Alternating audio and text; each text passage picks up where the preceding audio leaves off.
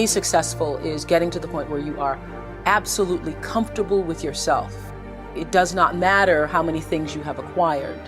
The ability to learn to say no and not to feel guilty about it, to me, is about the greatest success I have achieved. The fact that I have, in the public side, done whatever, it's all a part of a process for growing for me.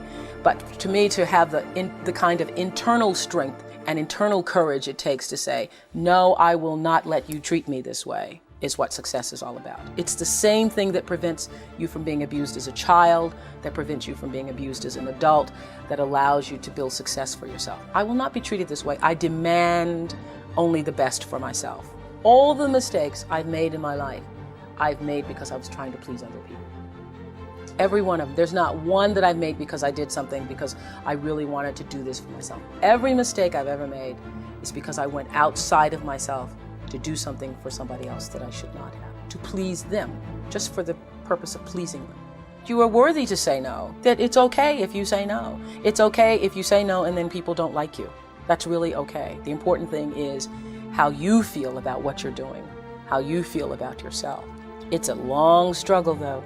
And I'm just hoping that, in the work that I do on the show and the speaking that I do around the country, and that young people who are watching this can get the lesson sooner than I did.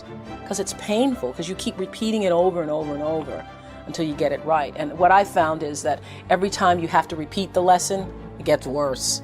Because I call it God trying to get your attention, the universe trying to get your attention. So we didn't get your attention the first time, so we're going to have to hit you a little harder this time. So I'm still doing it. I'm still learning. I say many times, the universe is always trying to get your attention. I use universe and God interchangeably.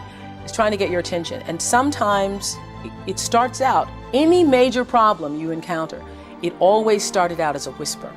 By the time it gets to be a storm, you've had a pebble knock you upside the head, you had a brick wall, you had the house to fall down, and before you know it, you're in the eye of the storm. But long before you're in the eye of the storm, you've had many warnings, like little clues. So now my goal in life is to not to have to hit the eye of the storm, is to catch it in a whisper, to get it the first time. And getting it comes from understanding I think the one thing that has allowed me to certainly achieve both material success and spiritual success is the ability to listen to my instinct. I call it my inner voice.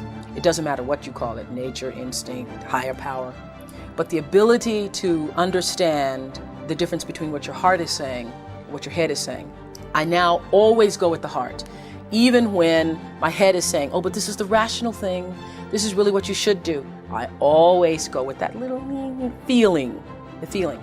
I am where I am today because I have allowed myself to listen to my feelings.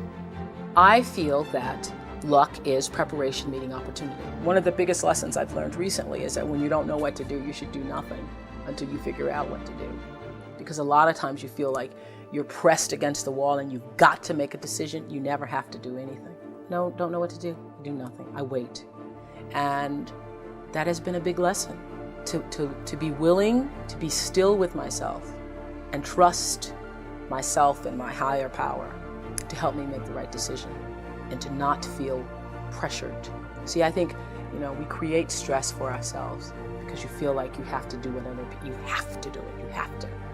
I don't feel that anymore.